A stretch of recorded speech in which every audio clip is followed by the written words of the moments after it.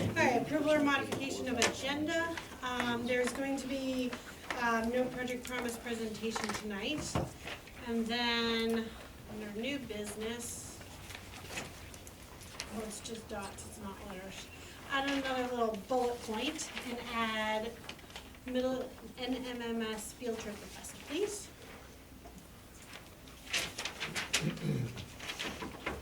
That's it. Everything for that, right? Okay, so no project promise presentation, so next we'll do Adam group presentation regarding our ransomware attack. You are up, look at that. But, yes, you are up. You're it again. But if you can come up to our lovely modified microphone, that would be great.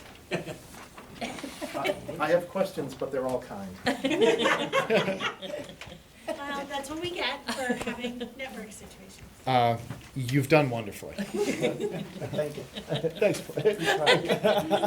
Good to go. Making it work. Perfect.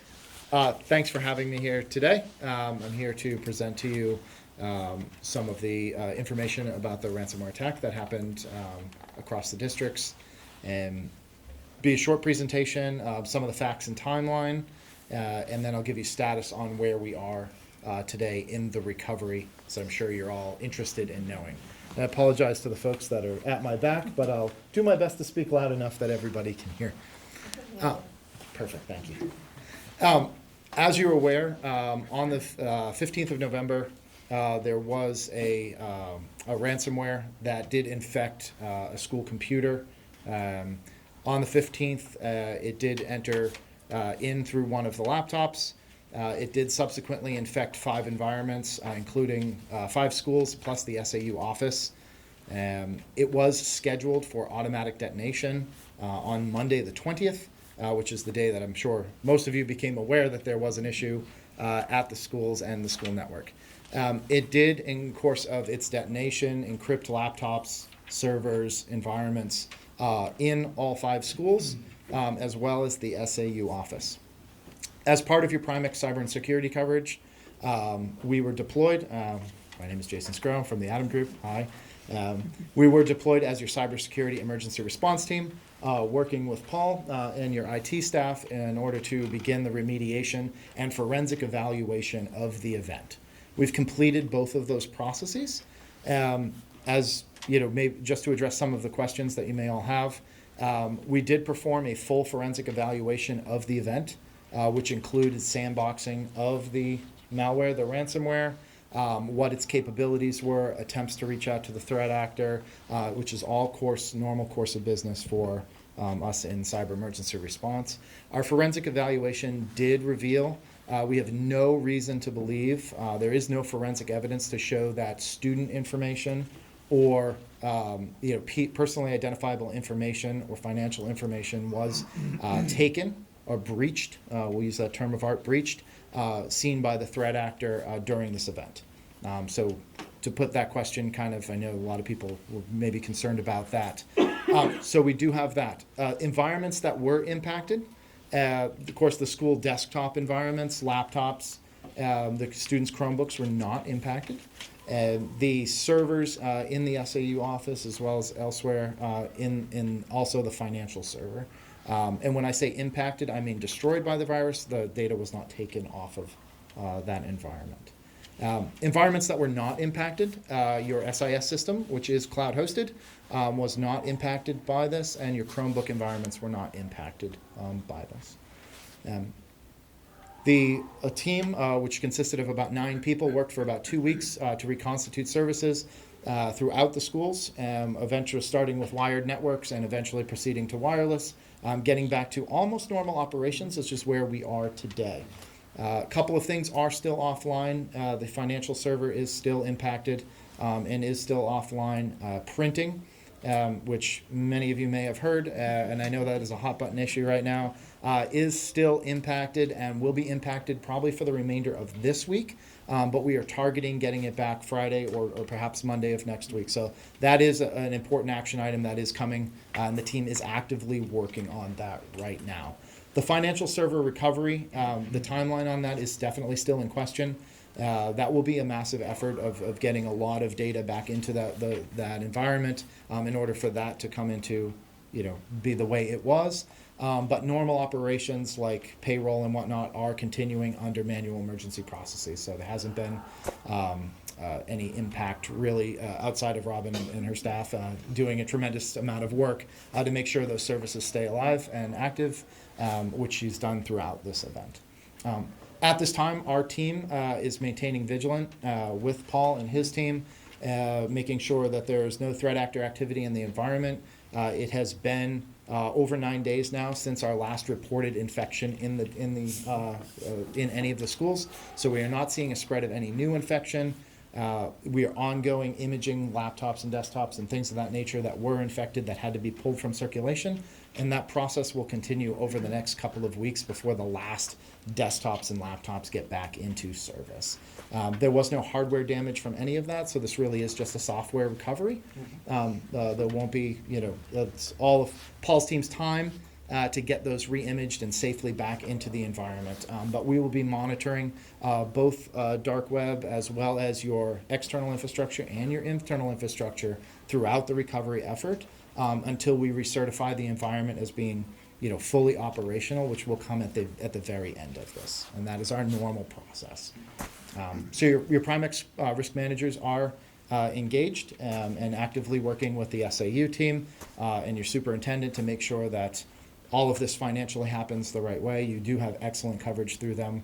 We work with a lot of insurance companies and can't say enough good things about Primex and what they've provided you all and what they will continue to provide you all in the course of this recovery. So I will take any questions from the board if you have them. No? Just a thank you. Thank you. So is the Wi-Fi supposed to be back to normal now? The Wi-Fi is mostly back to normal. There will be small disruptions to Wi-Fi service as we recover other services. You may see some fluctuation in services, but for the most part, things are where they should be. Thank you all for your time. Very welcome.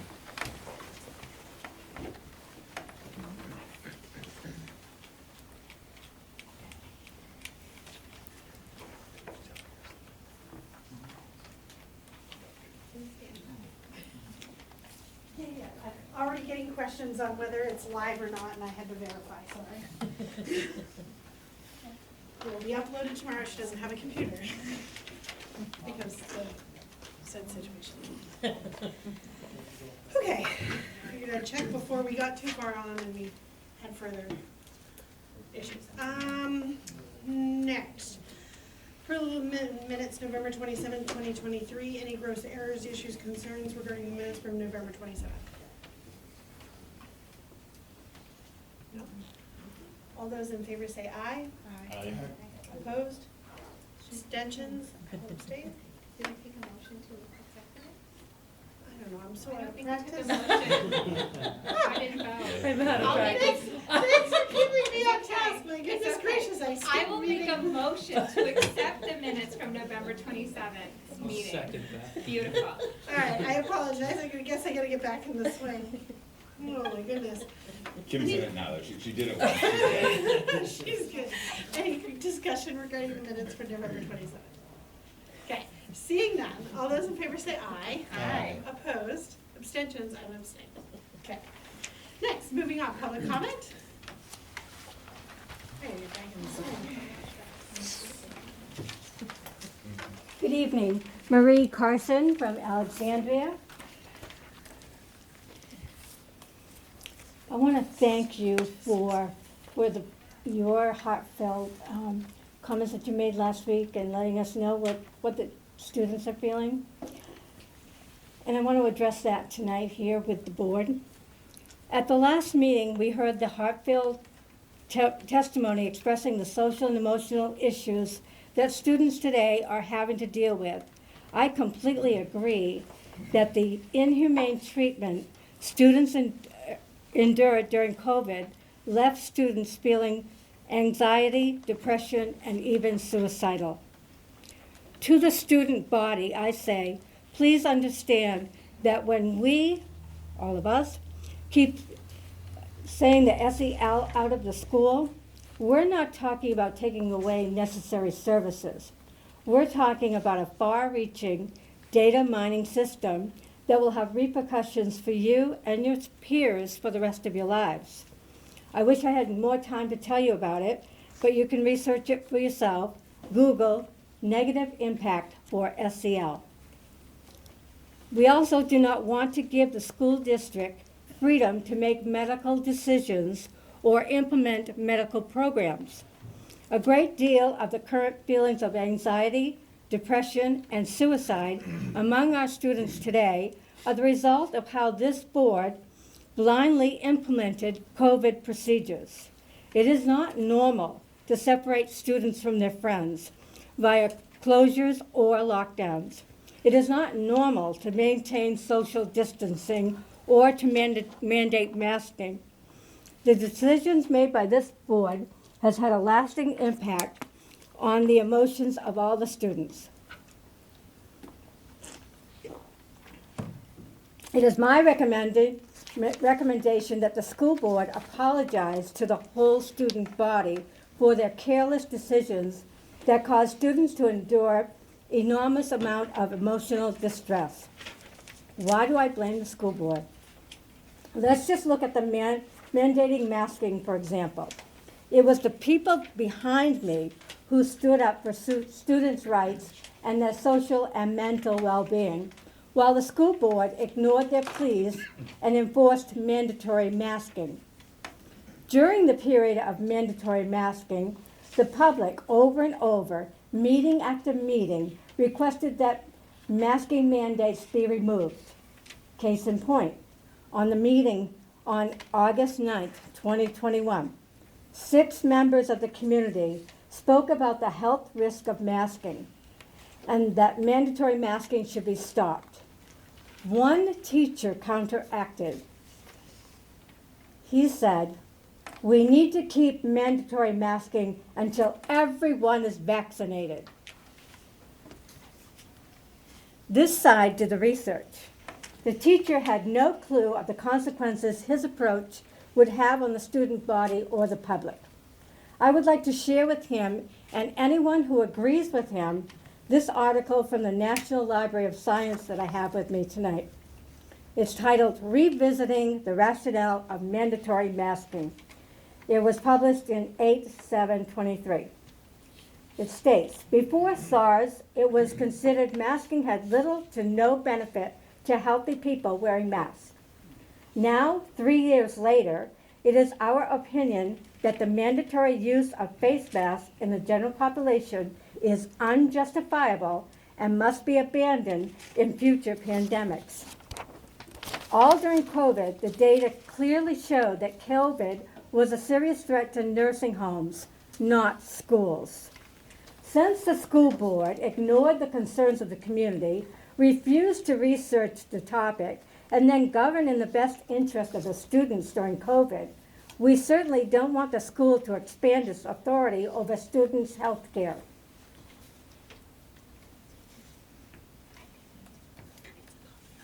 Is there a problem? No, what you were reading got passed around versus handed to Ruth. I thought it was for all. I wasn't sure why. But that's okay, that's okay. Thank you. Sorry, Marie, I That's okay. apologize.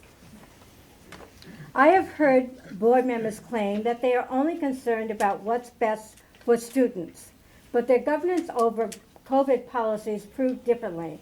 The truth is that they blindly follow teachers' unions and CDC recommendations without researching the truth for themselves. The same holds true for the implementation of SEL. That is why we I'll give you continue another to minute speak. because I interrupted you. Pardon me? Your 5 minutes is up, but I'll give you another minute because I interrupted you. Okay.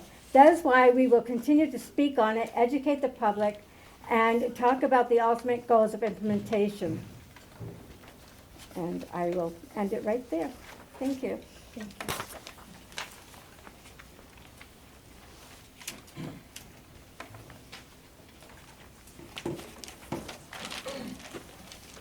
Aubrey Friedman, Bridgewater. 2 topics tonight. First of all, the DESA Universal Scanner program it's a goal for this school year to have it fully implemented. Of course, I didn't know what it was.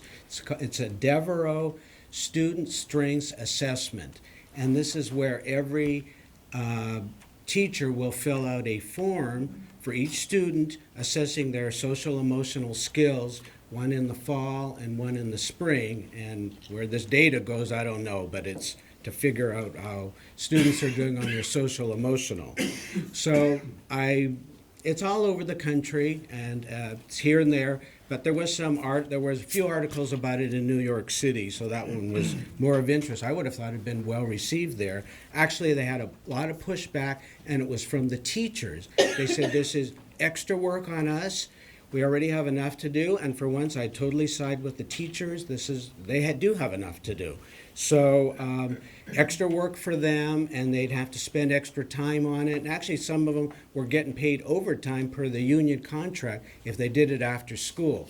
But regardless, they were also complaining that we don't know each student that well to do this psychological analysis. So they actually urged parents, just opt out of it, and then we won't have to do it for your kid. In the end, they cut the mandate after a year. Again, this is New York City, so it's just their school system. And some of the schools kept it, but definitely a lot of them removed it. They said, we don't want it. So I would caution to think about it also for our school district, this DESA thing. And it's big business, by the way. They spent $18 million for three-year contract. Of course, that's New York City, but per school it was $3,300. So this is not little money.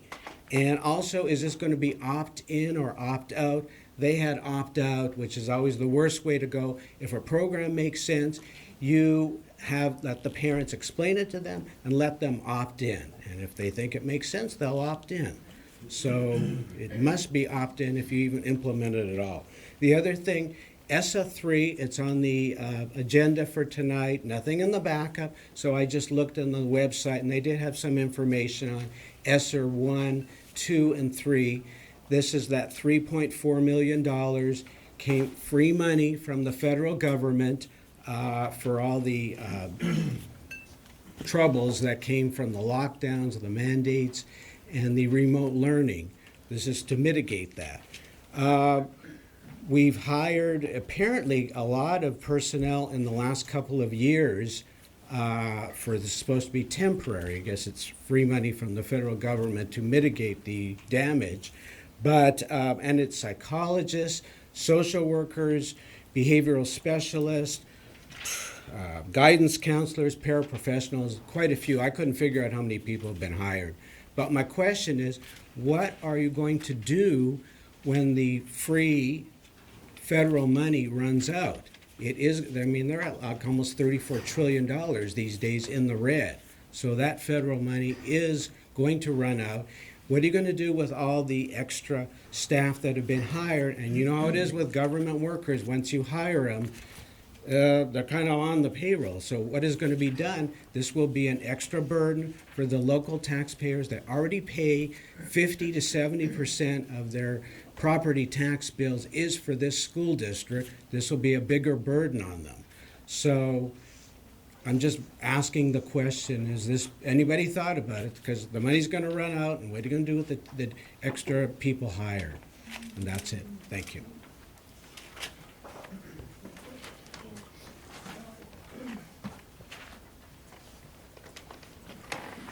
Good evening, all. John Sellers, Bristol. I just wanted to highlight a couple things that Marie said earlier. Is like, when it comes to SEL, we're not saying we're going to get rid of all the services. That's just ridiculous, okay?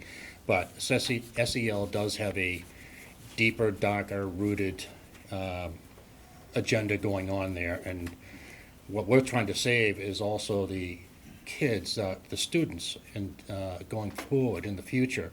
Because as Aubrey just said, you're doing assessments. If it's the 1, 2, or 3, or 5 a year, whatever you're doing, someone's collecting that data. That data's somewhere, okay? Now this data, what they're saying, it's not personal identifying information data, but that data could eventually follow the student the rest of their life.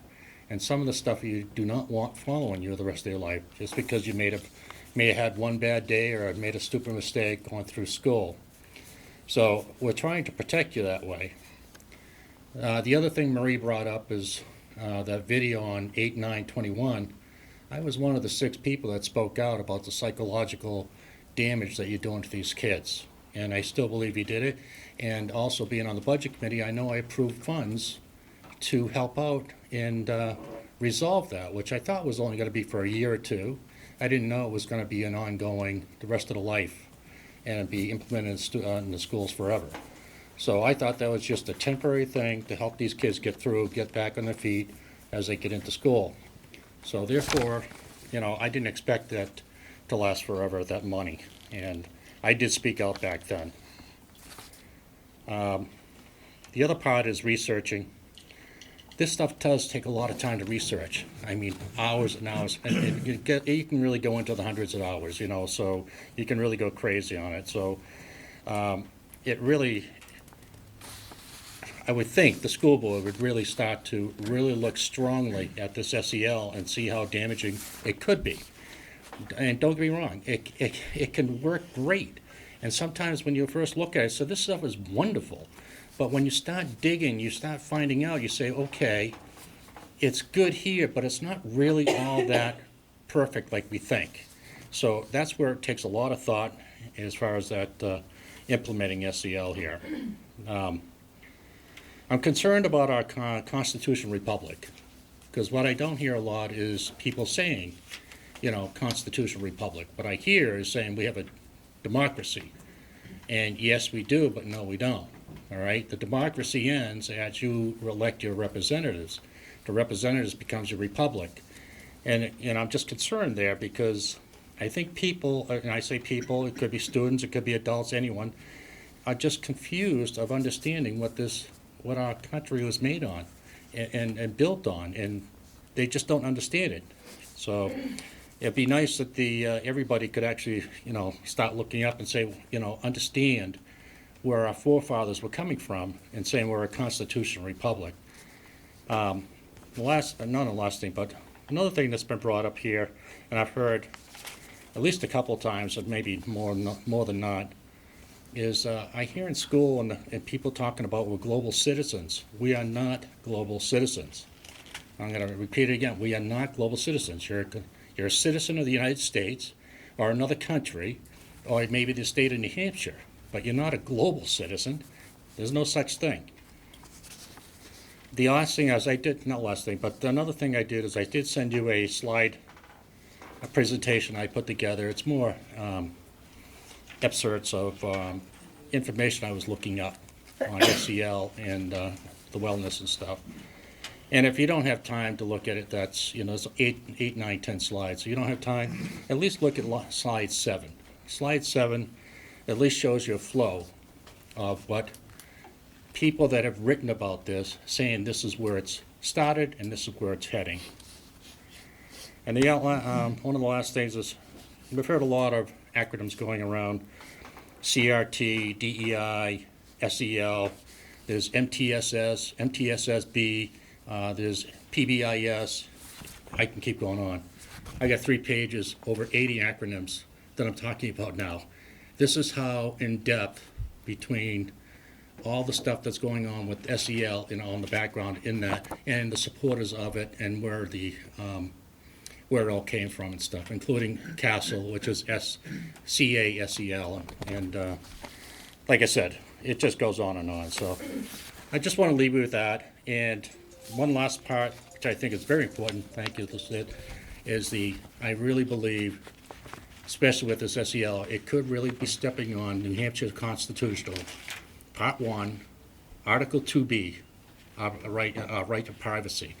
And that really scares me, and I think we should all be looking at that. Part 1, Article 2B. Thank you.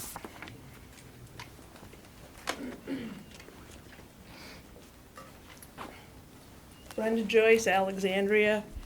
To piggyback on these guys, you're going down a slippery slope. We're in the 30th percentile in the state with our grades. These kids can't read in cursive. They can't sign their own names. They're giving them books that are sexually educating them, yet their math scores are disgusting. And now we have a contract with Midstate so that they can come during class hours and give office visits to kids during class hours. And these kids aren't making up the class time.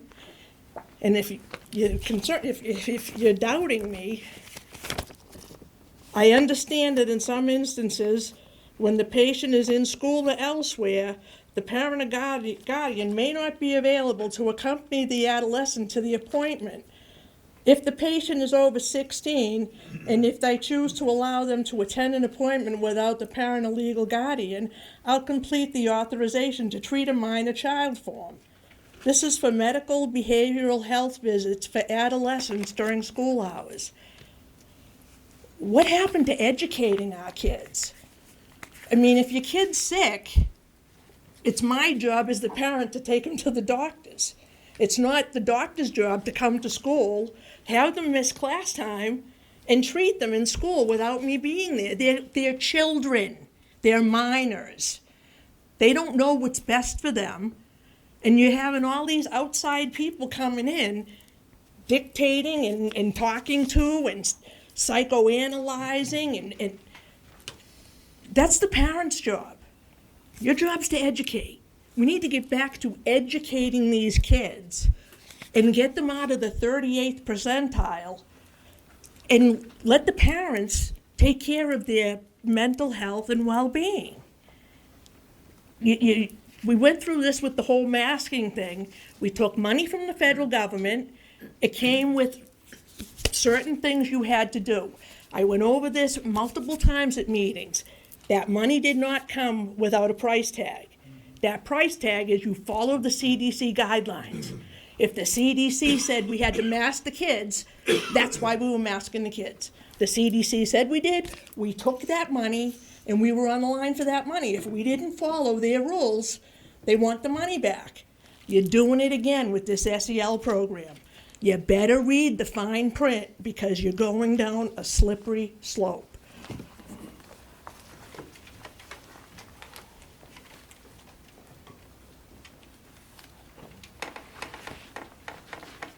Tom Caldwell, Bristol. I've been following cybersecurity issues for a number of years, and the dealing with the problem now is fine, but there are questions about how they got in the first place, and what you're going to do to prevent someone from getting in again. And I think it might require replacing equipment with more modern equipment, because it's after 5 years, it's passé. So I think you should be looking beyond just fixing the current problem and look for, and there's no way to totally block hackers. They're going to find some way around. But I know in the case of Peterborough, when they got hacked and lost millions of dollars, the Adam Group came in and fixed it, but they were still hackable. We had a cybersecurity person check in, and they still were vulnerable after Adam Group got done with what they did, because all they were doing was fixing the problem that was there. And so I think it's important to figure out how they got in, so you know that what the vulnerability is right now, and look at ways to avoid further problems in the future.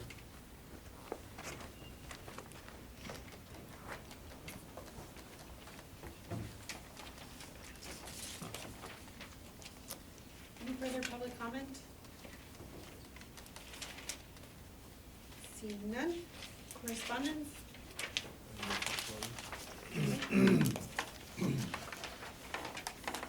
Announcement. Superintendent report?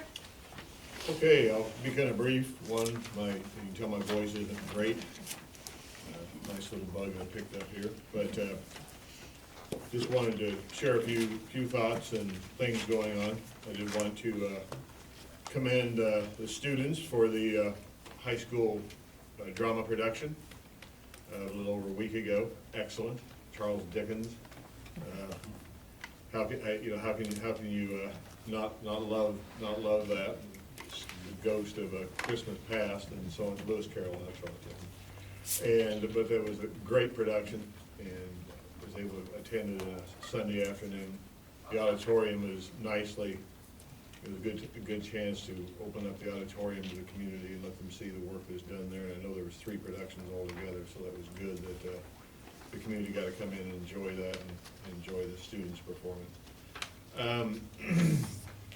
You know, we've been pretty occupied, obviously, since the cyber attack. I call it the criminal attack because it's exactly what it was, criminal activity that led to data being encrypted. I do want to say a couple of things, follow up to what you heard tonight. I know that Jason mentioned the SIS not being affected, and for acronyms, but that acronym is Student Information Systems, which is important to say what that acronym is, because that particular system is in the cloud, and that information wasn't harmed in any way by this attack. So that's important to know. We have been communicating with our staff, our employees, about the attack and keeping them up to date on potential information, you know, that could have been lost as a part of that information that could have been accessed by these actors as a part of that, and trying to keep people informed and working with our group to protect our employees.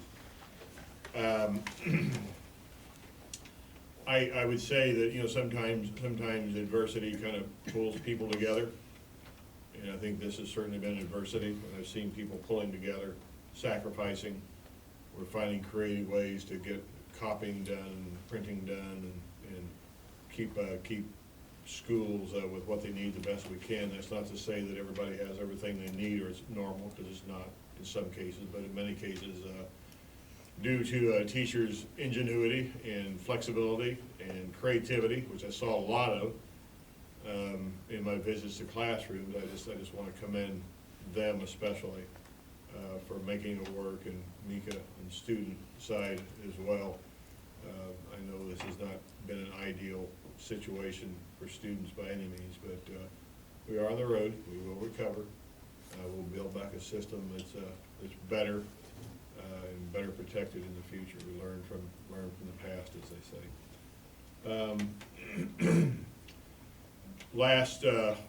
Last week during early release, we had a staff development session around visible learning. This is a continuing part of our staff development with staff, with teachers and paraeducators who attended this, and program specialists. And again, we're really trying to focus on academics and focusing our energy on making sure that it's very clear to students what they should learn. That's job one, that's step number one. What is it we're going to be learning today as part of this lesson or part of this unit? Why is it important to learn this? You know, how are you going to use this? What does this lead to? And then, again, having students share in this understanding of self-evaluation along with teacher evaluation, how well they've learned it. In other words, students being able to show, yeah, this is what I was supposed to learn. This is why I need to learn it, and this is evidence that I've learned it. And again, it's a two-way. It's a combination. It doesn't mean it's, I don't want anyone to walk away from this and say, oh, now students are grading their own papers. That's not what I mean. Teachers are still providing feedback. Teachers are still doing the work that traditionally teachers did. But we try to get students to own that learning as well and be a part of that self-reflection, self-evaluation process. The Wellness Committee was supposed to meet this Wednesday at 3 p.m. at the middle school library. We pushed that off a week, and we've moved the time from 3 to 5 o'clock. And again, this is in an effort to encourage community members to come. And we've got a long road to hoe on this one, this particular topic. I think I don't want to leave any impression that, you know, next week we'll meet and everything will be fixed. That's not going to happen. It's next week is a starting point. We re-engage our community, we re-engage our stakeholders, and we work together on listening and addressing the concerns that were brought forth to this body, as well as in other forums, and move forward in a sensible way. And I'm encouraged by some of the comments I hear, that yes, we know that students have suffered as a pandemic and for various reasons. We know that, teaching and learning is probably harder now than it has been for a while. So I'm encouraged by that. What we have to do is make sure that as we work through this process, we define it, we make it very clear what it is, what we're doing, what we're not doing, involve parents, and make sure that parents are notified and brought into the process. So that's a first step with the Wellness Committee starting next week, moving that time to be more accessible. I am working on providing, again, a push-out document. So those who are on the list to get information from the board, when they have a school board meeting, get the packet. This information on one document will have a list of committee meetings and when they are, where they are, and then also references to go to the website and look for agendas and minutes and so on. A few little steps, a few baby steps to respond to the request for better communication, but we heard you, and we think it's important that we improve what we're doing in that area. And I think that's all I have for as part of the superintendent's report. I'll have a few comments later with a couple of other agenda items as well. Okay. Mika? So, Wi-Fi, printers, everything. It's so bad. Like, just today, in all of my classes today, which I have with Kaylee, it's sorry we couldn't do this because of the printers, sorry this, blah, blah, blah. Me personally, my chemistry grade is not as high as it should be because of the printing situation. It's very frustrating. And then with the Wi-Fi supposed to be where back to normal and stuff, and the Wi-Fi is still giving us issues, that's even more frustrating because, if we're not able to have paper copies of things, and then we're also not able to get onto Google Classroom without our Chromebooks loading and stuff, it's just not working. And so if we're being told that this is how the Wi-Fi is supposed to be, it's not good enough. It's something needs to be changed about it. NHS inductions happened. It was really great. A very large class. And then Winter Carnival, as you all walked in, you saw on the table the canned foods. Each class who brings in the most food is going to get points for Winter Carnival, and that is kicking off the entire event. TSA started. Their meetings are getting underway. They're getting into a pretty good routine. Today was media day, so all the winter sports had kind of a picture day, but a little more extreme. Guidance came into all senior advisories today to do credit checks and talked about New Hampshire scholars, how they're going to be, fixing it. So students who took Algebra 1 in 8th grade are now going to qualify for New Hampshire scholars when we're being told that we wouldn't be able to because of something about how graduation credits were different than the New Hampshire Scholar credits. It was really complicated, and thankfully Ms. Chauncey, the new guidance counselor, she looked at this and she was like, this doesn't make sense. You guys deserve better than this. And so she and Ray are working really hard together to fix that. Mika, can I just verify? It's credits to graduate, not a financial credit check, right? Yeah. Okay. Yeah. I saw some, maybe there was some concern, so it's their credits to graduate. They're not running their financial credit check. And so freshmen, sophomore, and juniors have all gone through their federally mandated suicide prevention training, and seniors have it this week. Back to winter sports. Girls basketball on Friday, killed it, 47-29 versus Interlakes. Shout out Riley Barney for 30 points. It was awesome. And then math team, Last meet, we came in first with 87 points. And then Wednesday, we are going to Kearsarge and are hopefully going to win again because we're awesome like that. Go Math team. 5 high school students went to the New England All Band Festival at PSU, and then another 9 students went to the All State Festival at Manchester Memorial High School. Those are both pretty awesome things that kind of dropped off during COVID, but it's really awesome that the new band and chorus teacher is getting those programs back into the school. Was that auditions or people that actually got accepted to that They played and went to All State. And then tomorrow, 12th, winter concert will be here for band and chorus too. And then Alumni Day for any prior newfound alumni on the 22nd. You can come in, talk to old teachers, talk to students, give students a little bit of perspective about what you did after graduating, and that's just a really great opportunity for students to kind of see how what we're learning in the classroom can impact what happens outside. And then my last thing is probably I want to ask if a lot of these concerns stuff are actually about children, students' well-being, or if it's worried about the cost and the money that goes into providing students these kinds of services. That's just Asking, are you asking if we're concerned about the cost? God, no. No, it's got nothing to do with the money, for me, anyway.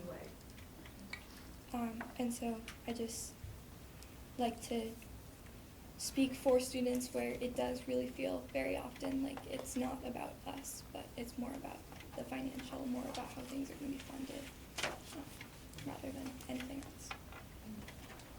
I suggest you reread the minutes of the meetings then, and the presentations and what people are actually saying. Yeah, to speak on that for you. Sure. So first, out in the hallway are 12 gingerbread houses that were created by cooking students here at the high school, and they are doing a silent auction to raise money for Bristol Community Services. This is our 9th year of doing this, and all of the money raised from the silent auction goes to Bristol Community Services, teaching our students to give back to the community that we live in. Our report comes from New Hampton Community School. First grade, Mrs. Seavey. First graders are becoming readers. We are moving from CVC words to words with blends, diagraphs, and reading phrases, and whole chapters.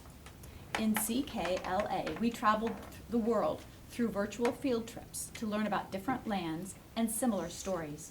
We got our passports stamped from 9 different countries. In math, we continue to work on composing and decomposing numbers to 10.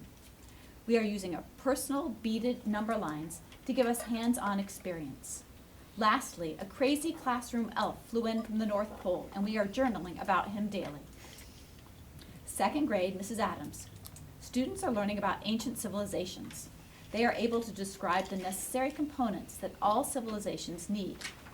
In this unit, they are learning about different city-states in Greece and the important things they have contributed to our world. At the end of the unit, they will participate in the Winter Olympics Games. Grade 3, Miss Doucette. Third graders have been busy. We have been riding up a storm and perfecting opinion paragraphs. Classifying animals has been the focus in literacy. Can you name the 5 animal groups that have vertebraes?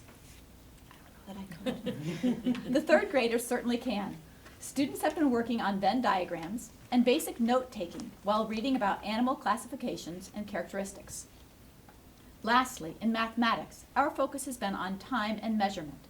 Students have been measuring various items using different measuring tools: pan and balance scales, rulers, thermometers, measuring tapes, and number lines. Stop by our classroom to check out our animal projects before holiday break.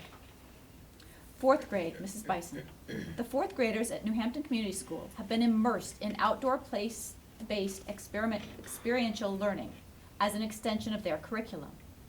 In addition to studying the plants by the creek next to their school, they worked with Mirka Zapatel, a scientist from the Newfound Lakes Region Association, to study macroinvertebrates in the creek. For science, they also learned about wildlife, conservation, map reading, and how to safely explore New Hampshire. As a culminating experience, Ranger Renee Plord came to school and answered questions, swore the class in as White Mountain National Forest Junior Rangers. To deepen their understanding of topographical maps and their relevance to society, 2 different fathers sent in detailed site plan maps for their plumbing and electrical jobs. We are so grateful to the Newfound community for extending our learning in such meaningful ways. In addition to community partnerships, the 4th grade class recently combined their social studies and ELA curriculum to put on a colonial day for the entire school. For this all-day event, students researched and became specialists in their particular trade. For Colonial Day, they transformed their classroom into a 1776 village, with different shops to teach and have the visiting students try their hands at the trade. They also regularly met with the 1st graders for partner reading, and recently even began incorporating them into their hands-on science experiments. This partnership has not only deepened the 4th graders' ability to work with each other, but also to mentor younger students. We are super grateful for the opportunity to build such meaningful relationships at NHCS. Grade 5, Ms. Thayez. 5th grade finished up with a variety of writing projects this term. Our class heard a rumor that NHCS was doing away with chocolate milk during lunch. This caused a class uproar, which left us researching, collecting data, and organizing our thoughts to form a strong thesis with supporting facts and details. We continue to use these skills in informational texts, as we used text evidence to compare and contrast Mesoamerican civilizations in a codex. In science, we learned about ecology and ecosystems, focusing on the ecosystem in New Hampshire. We explored different ecological issues within our state, including pond and lake pollution and white nose syndrome in bats, and brainstormed possible solutions. Thank you very much. All right, moving on to committee reports, budget committee. We're trying to schedule a meeting. I think it's going to be Wednesday the 19th, but it hasn't been posted yet. It's going to be either the 19th or the 18th. I don't know if it's been. Okay. Facilities committee. We do not have a meeting. Okay. All right. Policy committee, we have a meeting tomorrow at 6. Room 106. Wellness, as Steve had mentioned, has moved to 12:20 at 5 p.m. still at the middle school library, but instead of 3, it's just moved to 5, and it is 5 to 6:30. Okay. Building committee? No meeting now, we're just still doing site evaluation, and then we'd come back with a proposal. Okay. Alrighty. Curriculum committee? Our last meeting was canceled due to weather, so it's rescheduled for January 29th at 5:30 for high school. Okay.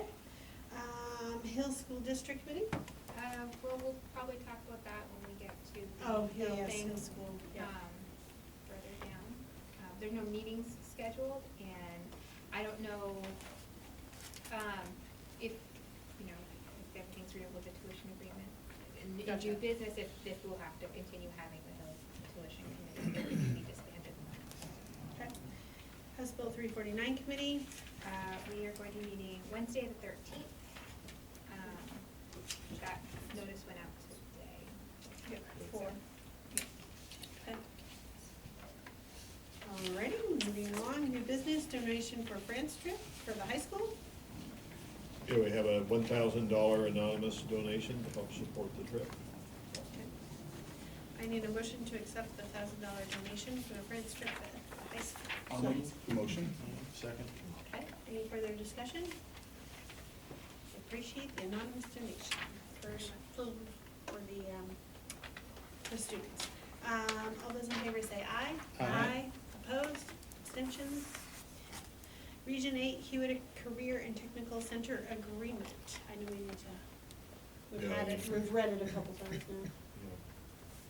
So if there, if there's any questions or any concerns we have, now would be the time to share them. We didn't have any earlier. And if not, then we'll have the board act on approving the agreement.